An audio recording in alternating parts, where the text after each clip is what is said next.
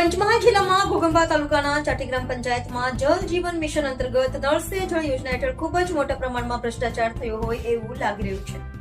આ યોજના વર્ષ 2021-22માં મંજૂર થયેલી હતી। ગામમાં કુલ 6 ફળિયામાં 240 જોડાણમાં 100% પાણી આપવામાં આવે છે એવું જણાવે છે।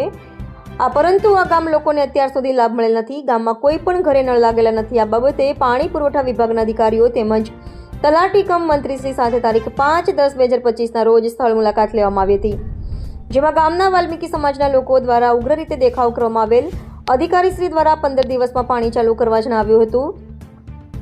ઉપરોક્ત બાબતે અધિકારીઓ દ્વારા લાઇટ નથી મીટર લગાવવા બાબતે ગ્રામ પંચાયતના માથે મૂકી દેવામાં આવ્યું, પરંતુ ગ્રામ પંચાયતના વહીવટમાં કચાશ કરવામાં આવી રહી છે।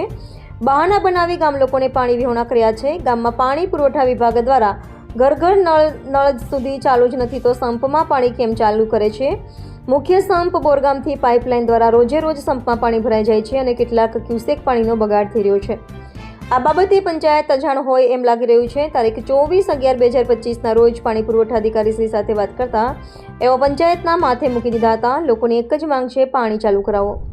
રિપોર્ટર દિનેશ વારિયા, પંચમહાલ।